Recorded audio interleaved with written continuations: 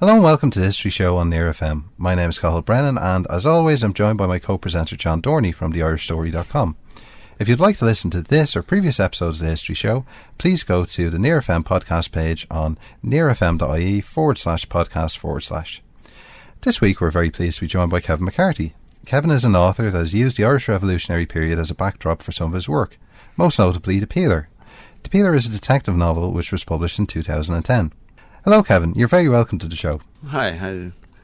Now first, what attracted you to this period in Irish history to use as a backdrop for your novel Peeler? I think I was always kind of drawn to it as an Irish American. I think we're told a certain version of it, and it's kind of a rousing version that when I came to live here, I've been here for 18, nearly 19 years now, I suppose. When I first came to live here, I realised that the version here that's taught in schools is not entirely different than the one I had as an Irish American. And I think the longer I was here, the more I read, the more I started to suspect that the version wasn't exactly the same as what was the reality of the period. So I was drawn to that particularly. And then for Peeler specifically, I found I started writing it during the big surge in Iraq during the most recent Iraq war, and I found so many parallels, and then I parallels, occupying forces kicking doors in, all the way to literally to personnel, links to personnel who were involved in the 20s in the revolutionary period in Ireland, relations of theirs involved now in Iraq still, and things like this, and I came across the notion one day that in I think it's in Guerrilla Days in Ireland, if I'm not mistaken, where Tom Barry actually mentions El Sadr, who's in Fallujah, and it was El Sadr in Sadr City now. His grandson is still fighting against British and American troops, and Tom Barry, as a British soldier, would have fought against his grandfather, or suppressed, or controlled, or occupied, and I found those links fascinating. These echoes, or the stone in the pond, the way they ripple outwards, we're still feeling them now. That, and also perhaps the fact that I live in Balbriggan, which, as most listeners will know, was the site of two terrible murders, and then the town was sacked in September 1920, and there's a bridge in town with a memorial to it, and the quote, without reciting the whole thing, but it certainly is, two members of the town were brutally done to death by members of occupying forces, and I was always really interested in the language of that. That is a factual recording of what happened, I think, but it's the very language of it always interested me, and so I researched that incident as thoroughly as I could, because so much about the period, which I find really interesting as a fiction writer, is that it's very vague and very oblique, and you have tens and varying stories about the same event. So the more you research the sacking of Balbriggan, you have some people tell it this way, other people tell it this way, and the closest I could come to any truth, it was the actual incident was a RIC sergeant who had just been promoted to sergeant, and his brother, who was also an RIC man, were drinking in a pub which is still there in Balbriggan, and drinking with IRA men, and one of them was shot and wounded and the other was shot and killed. The auxiliaries training in Gormanstown then went and burned most all the factories in Balbriggan and one whole street of houses. But the only conclusion I could come to was too many guns and alcohol. It was not a political argument. It was not a planned assassination. It was chaos, and I thought that the notion of chaos was perfect, and criminal chaos was perfect for a crime novel as well. And Peeler looks into the contradictions of an Irishman who's in the Royal Irish Constabulary, who ends up fighting against the IRA. But it looks into also other contradictions, like are there people in the IRA who are just out for their own power? Are there people in the British forces who are simply psychopaths? Was that something that was interesting because of Iraq, or just it was the contradiction interesting? But both. I think that that's another thing I found particularly interesting. Another thing that really drew me to Peeler is the fact that my mother-in-law's father was an RIC man. Now he had retired before the revolutionary period, and he was much older than my wife's grandmother, if you will. And my mother-in-law had Jim Herlihy's book on the RIC and family genealogy, and I was reading at the time, and it struck me that, you know, my dear mother-in-law's father, now again he retired prior to the revolutionary period, but was one of those Catholic men, you know, those Irish Catholic men who was charged with being, as they were known, the eyes and the ears of the crown in Ireland.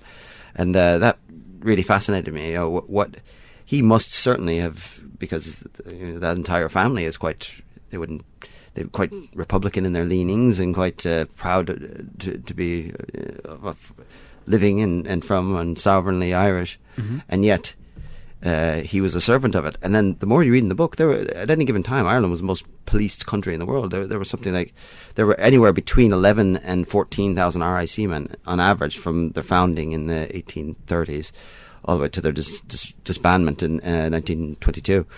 So when you think about it, Ireland was more heavily policed then by far than it is now, for obvious reasons. But so everybody is an exaggeration certainly, but the vast majority of families in Ireland would have had a relation. Today, certainly would have had an ancestor, and at the time, a relation serving the crown in the police force.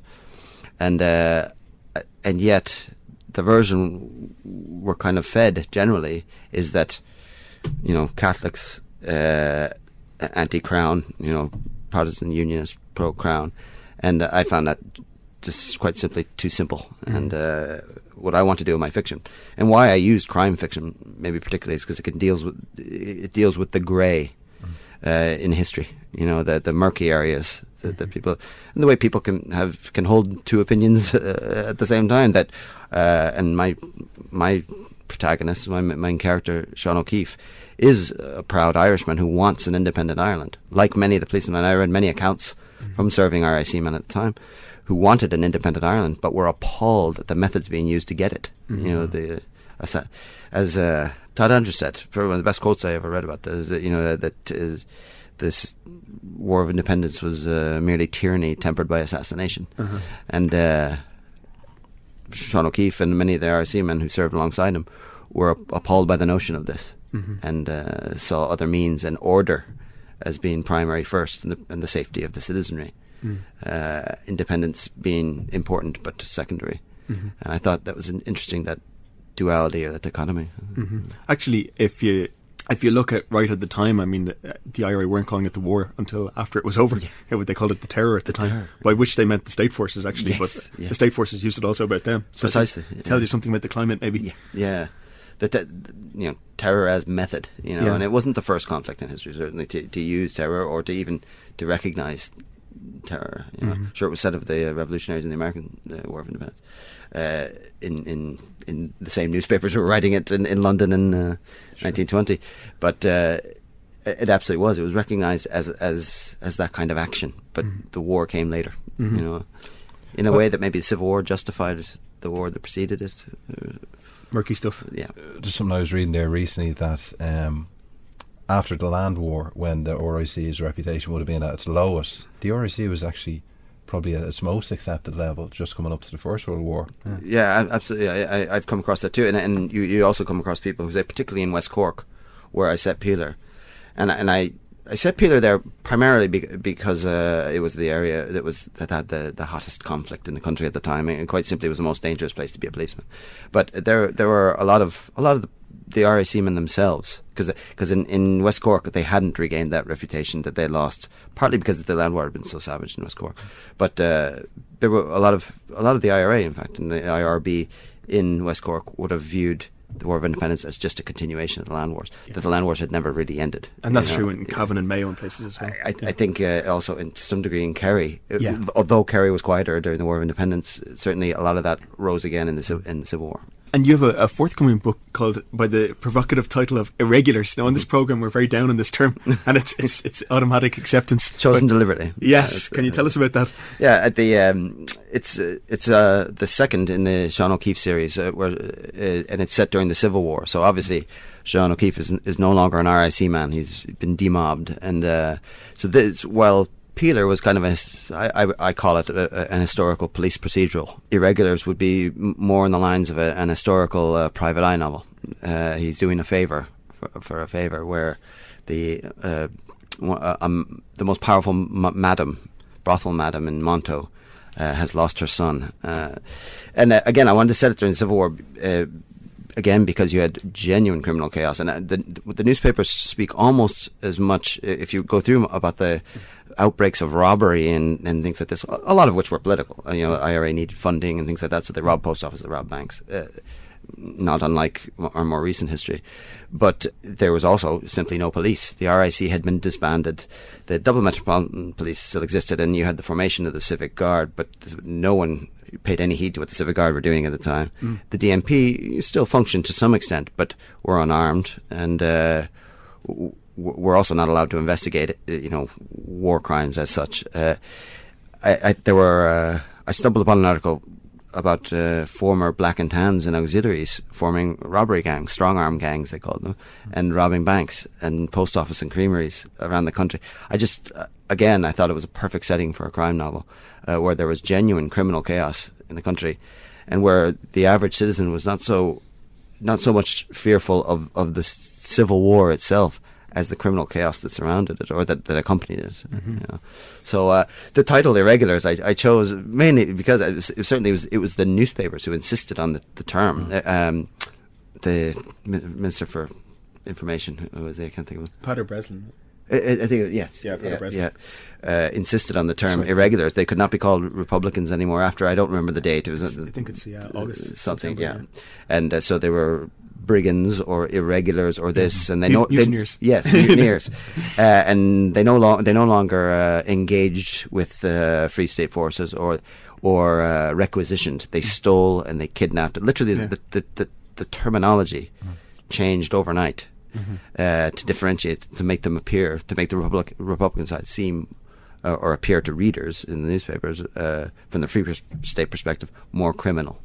And I thought the irregulars, I used it kind of ironically as well, in the sense that O'Keefe has been demobbed and he's a citizen now. His life is now in a kind of irregular setting. He himself is a form of irregular after having been a member of the Crown Forces, inverted commas, prior to that. So that's why I chose it. I think it's not unusual when you see it the way you've described it there. But what I find is most unusual is that you'd actually get an academic history book where they would only use the term irregular to describe when it's a propaganda treaty. Yes, absolutely. And even Ciara Meehan's book there, Cosgrave and His Party, only uses the term irregular the whole way through, and this is like an academic history book. As you were talking there, I think that's quite interesting. Like, with the research you've done, did you find people were relying a lot on private investigators? Interesting. I didn't come across that, although they always did exist. There's been a long tradition of them in Ireland. Although the ironic thing about that too is that the RIC itself, before it's disbanded, and the DMP of course had the G division, which were plainclothes detectives, but they were almost exclusively political detectives, and the RIC prior to that had its special branch. But the special branch were not necessarily plainclothes. And police historians and the brass themselves always stated that there was no use for plainclothes detectives in Ireland because the Irish people merely saw them as informers. That the Irish would respond to a man in uniform, but not a man in plainclothes. They were dirty informers in this. Now, whether there's any truth to that or that was just the assumption made, I don't know. But that always struck me as kind of interesting. They were of course did work in plainclothes, and in fact they were given a plainclothes allowance when they did, which I thought was interesting. To use your own clothes, you were paid an extra allowance, and you had to apply for it to your inspector, and he had to apply to the county inspector, etc. But I thought that was interesting. As far as the use of private detectives, the Pinkerton Detective Agency would work here. I don't know. I've actually never looked into it particularly, but whether they had an office here, but they certainly had offices in London. And the Pinkertons, the term a Pinkerton man was kind of predated the private dick or the private detective, and I thought I actually used the phrase in the book. You're some sort of Pinkerton man. So there was awareness of them, certainly, and they would have been used in the same way, I would imagine, as they are used now. Yes. Yeah. Speaking personally, my own interest in the Civil War comes from coming upon the dark side of what the Irish state did when it started out, and in particular, the embodiment of this was a group of police technically police in Dublin, called the Criminal Investigation Department, or the CID. Now, I believe they're in your book. Yes, yeah, they feature. In fact, one of the O'Keefe's fellow protagonists is a young woman CID officer, which when I discovered it, I felt I had to write about it, because the CID Criminal Investigation Department, where they were the political division of the new Free State Police. They were founded by and initially made up of members of Collins' squad. So one can imagine how much emphasis was put on detecting and how much was put on, other methods of solving political problems. But in fact, they did develop a degree of professionalism, and they weren't all hired assassins, as I assume they might be. The hired assassins are state assassins, really. There was a lot of tit for tat, and they were not people you wanted to. They were based in Oriel House on Westland Row, and it was a place that terrified Dubliners. You did not want to end up in the basements of Oriel House at the time, and you hear that in contemporary accounts. People go, he's in Oriel House, oh, we'll not see him again, or this. But at the same time, I discovered in reading about them, there were 6 women employed by them as detective officers. Sorry, not as detective officers, but as typists. But in fact, the more you read, they were actually involved in a lot of operations, mainly targeting female Cumann members who were with the Republicans and things like this. Who were especially prominent in the Civil War. More prominent, in fact, than during the War of Independence, I found. And they also did, the women were involved in what were called silent raids that they did all over the place, where they would literally go to a Republican's house, take it over, and sit in it with the family, basically hold the family hostage for a couple of days, hoping that the gunman, the Republican soldier, would come back, and the women typists would be, tasked with looking after the women or the children, perhaps. But also they were involved in a lot, and they were armed, which I thought was interesting. They also did typing, which is interesting, and I thought that was too good not to write about it as a novelist. That the idea of a woman she was mocked up as a typist, when in fact she was also a detective, and probably felt the burden of having to type her colleagues' reports and things like that, and yet also being at risk in all these operations. I wanted to investigate, what her thoughts on being a member of this very nefarious organization that literally terrorized the terrorizers. Again. So, and what I also found interesting, that the CIA, CID, and in fact Free State Army Intelligence learned and adopted wholesale a lot of what they objected to the Crown forces using for years. That they moved the torture rooms in Jury's Hotel to Wellington Barracks, and I thought that was kind of interesting. When you were looking into the personalities of people like Joe McGrath and stuff like that, especially being an Irish American with his connection with the sweepstakes. Yeah, it's fascinating. There were so many links, and obviously funding and things like this. But yeah, they had the sweepstakes, and also the notion. His name escapes me now. The general, the Free State general, who fought in the American Army. Prout, exactly. Yeah. He was kidnapped.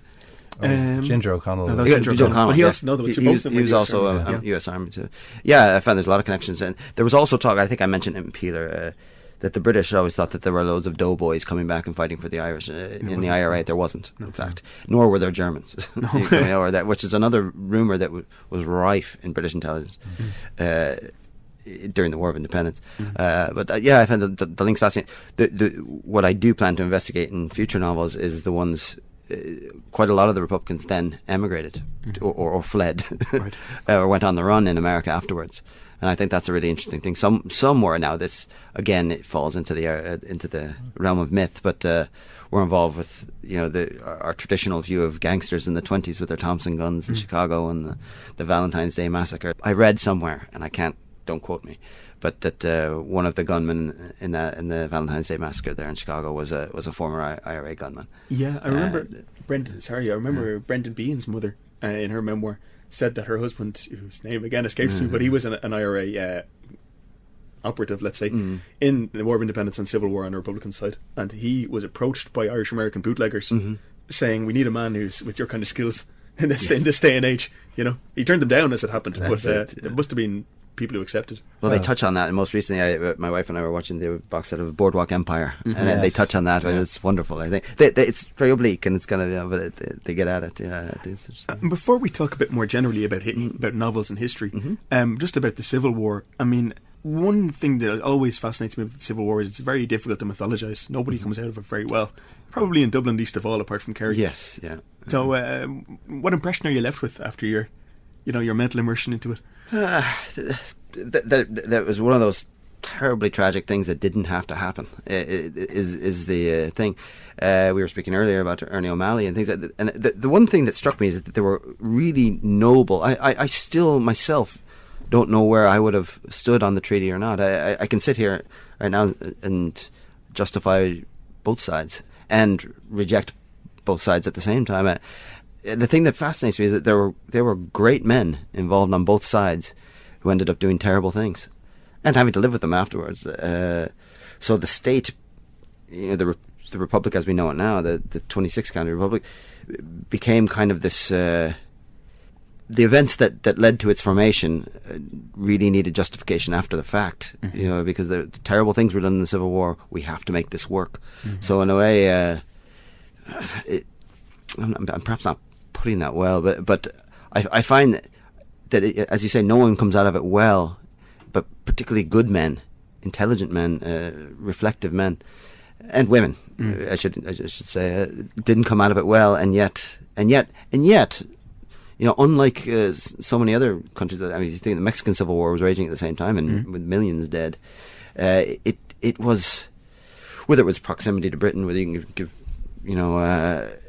the Crown any credit in helping end the Civil War, or I wouldn't do that. People have done. I'm not sure I would, but or whether you say circumstances conspired to end it fairly quickly, with not huge numbers of civilian dead, and democracy was restored fairly quickly, and not whatever we think about our government now, a fairly faithful version of modern democracy, so people who had done things that they all of them have written about it, I think, that they regretted so greatly during the Civil War, I think tried to make amends through democracy, which is not a bad thing for Ireland at the same time.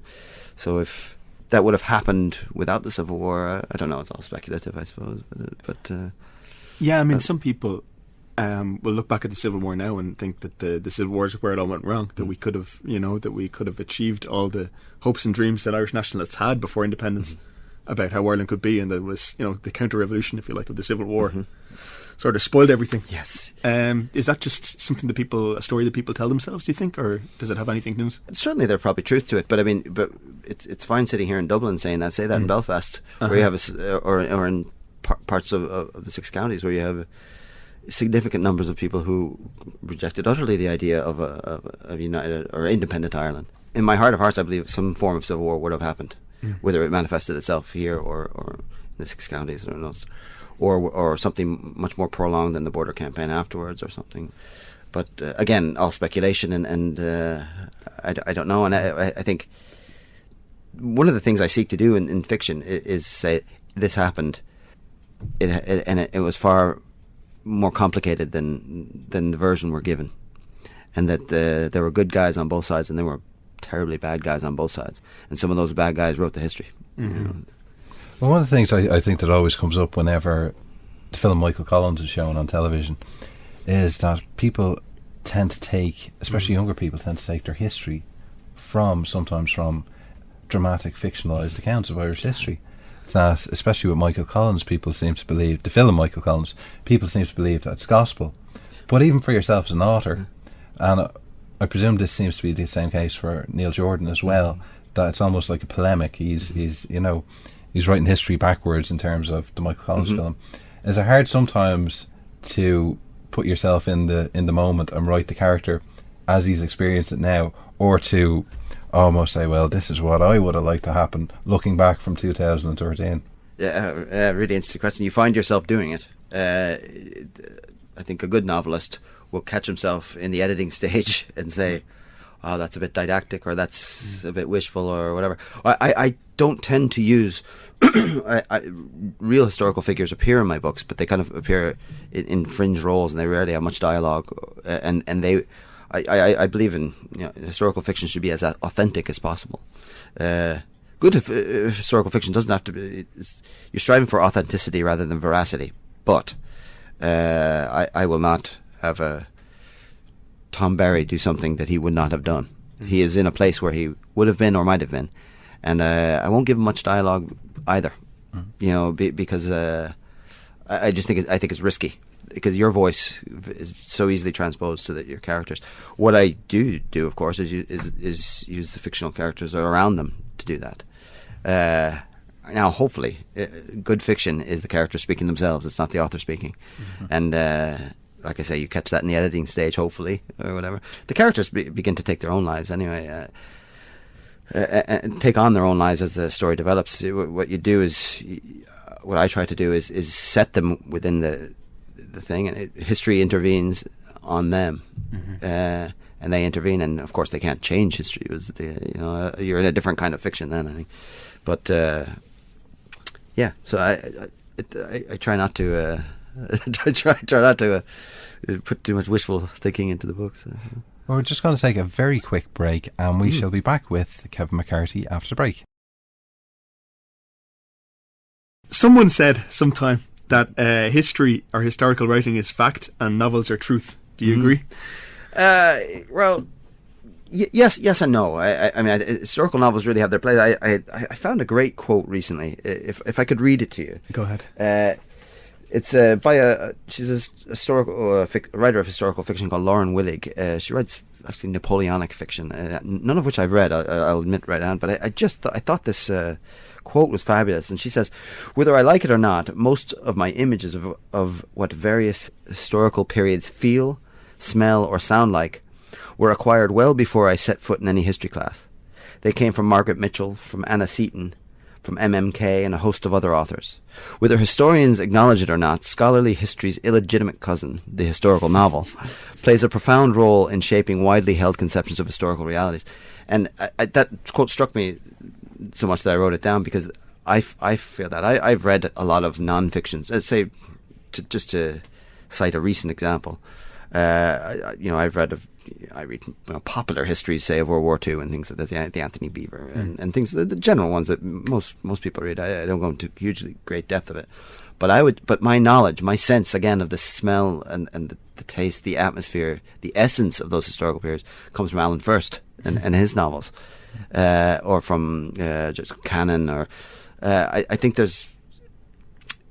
You can't get history. I wouldn't. I'm led through fiction to read non-fiction, I think. But I generally would start, and I think my essential knowledge, in terms of essence of history, would come from fiction in a lot of senses. But I would never, purport to know anything about the subject through fiction solely. I would honestly hope that anyone who reads Peeler or Irregulars would be drawn to the historical record. Because so much is available now too. I find researching Peeler, I think I started writing Peeler maybe 6 years ago, and a lot of the archival stuff wasn't available or wasn't online. And just in the 6 years, I started Peeler in maybe 2005 or something like that, and it was published in 2010. I researched it for about a year and a half, and it took me about 2.5 years to write, another year to be published. And then the difference between doing the research for Irregular and for Peeler was vast. There's so much is available online. Fascinating stuff. Any citizen in this country can go to the archives and look up things and anything that interests them. And there's also so much great history written about the period.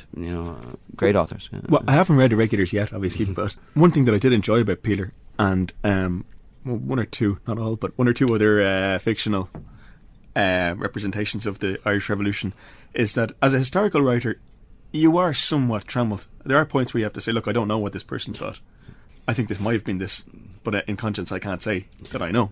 And one of the good things about fiction is that you can creatively imagine, and I think conceivably you might get closer to the truth.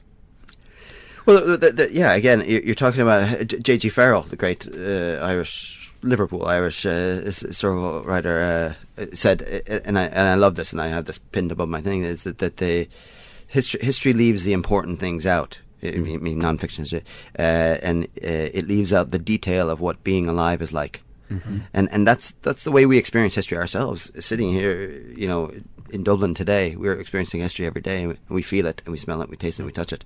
What you don't get in an academic record of it are those essences. Great popular histories, non-fiction histories do that as well, and that's why I'm drawn to them.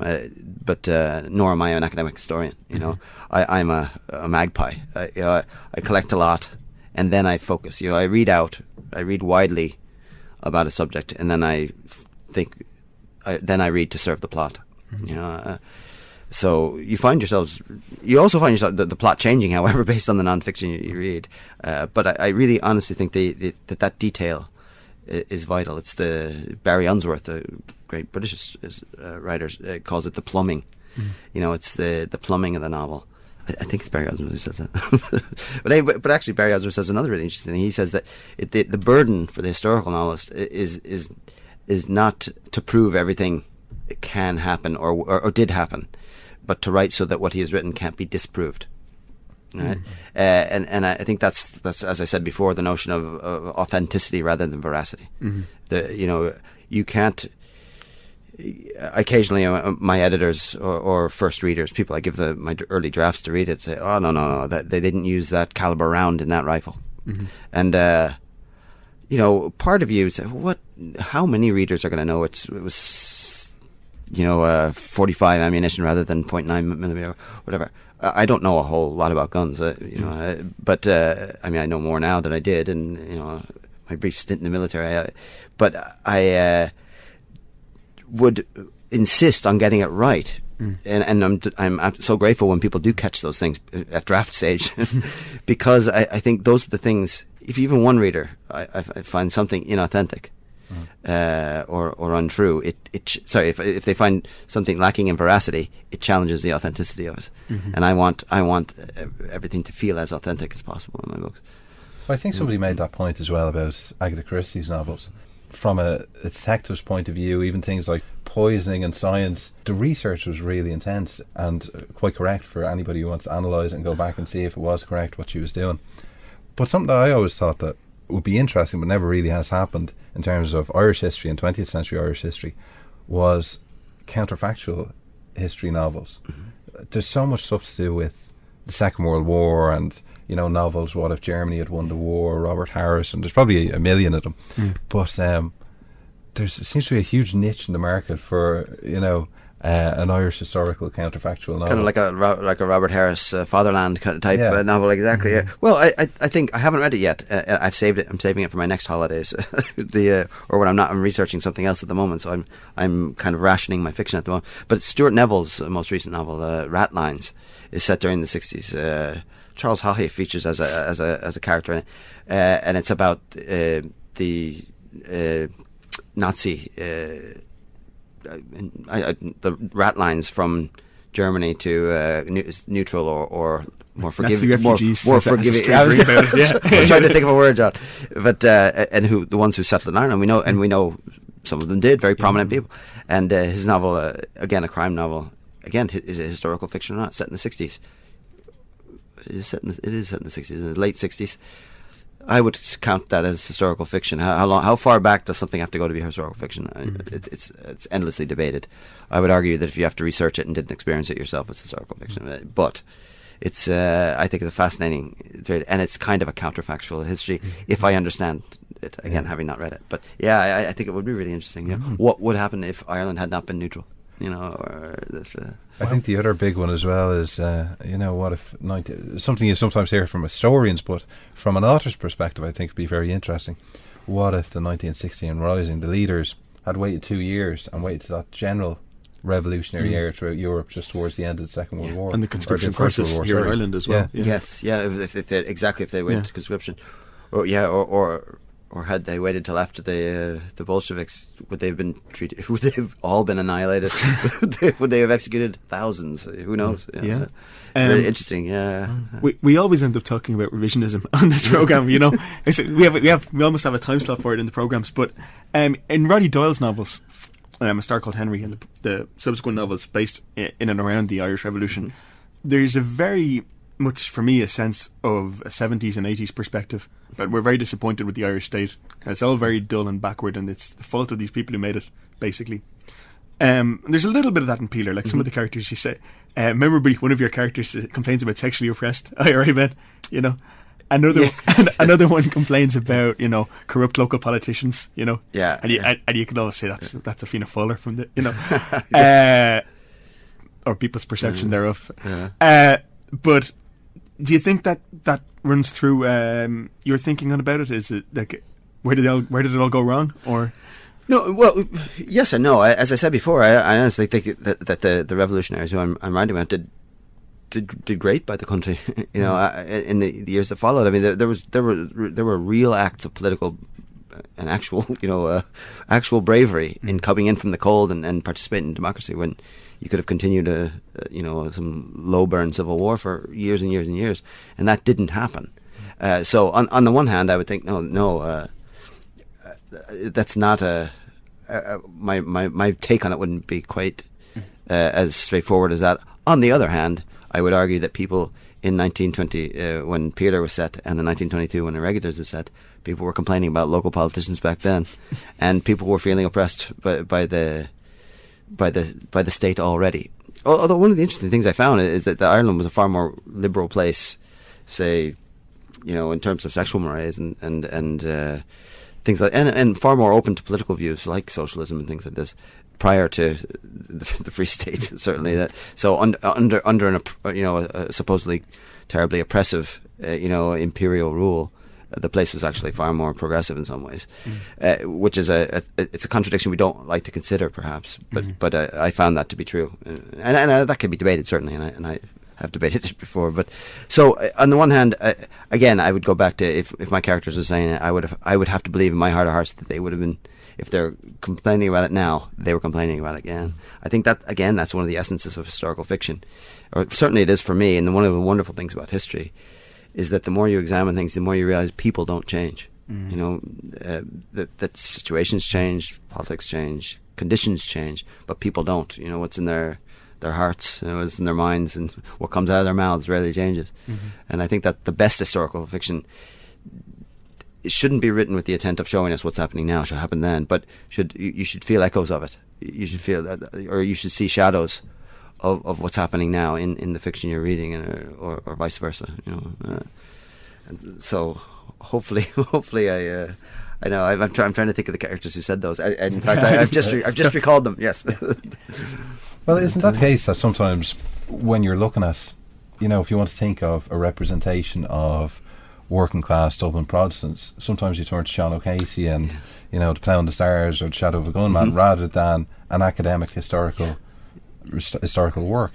Do you find that as well when you're writing something, that maybe the Cork ex-soldier who's now a unionist, it's you can introduce him to a readership, to your readership through a historical novel far easier than you could to, say, read this book, hear about them, or, you know, or any other character like that? Yeah, no, I find it, I would feel that the most interesting historical fictions, you know, I mentioned Alan First before, who's wonderful, David Peace, James Elroy, the best Cora Harrison, who's writing these wonderful novels about the Burn, great books. I only read one of them, but I loved it. But one of the jobs of the good historical, I'm not including myself in amongst those luminaries by any means, but the job of the historical novelist is to bring out that detail, to expose the plumbing of history, as I think Hunziker said, and it's those details that kind of reveal the time. I find them fascinating myself, and I hope that people do. That the character, as you mentioned, like the Protestant Cork soldier who fought for the British Army and yet is a home ruler, or whatever. Those, you know, the complexity of people is what you don't get in the classroom, and is what I would hope I would give in an entertaining fashion too.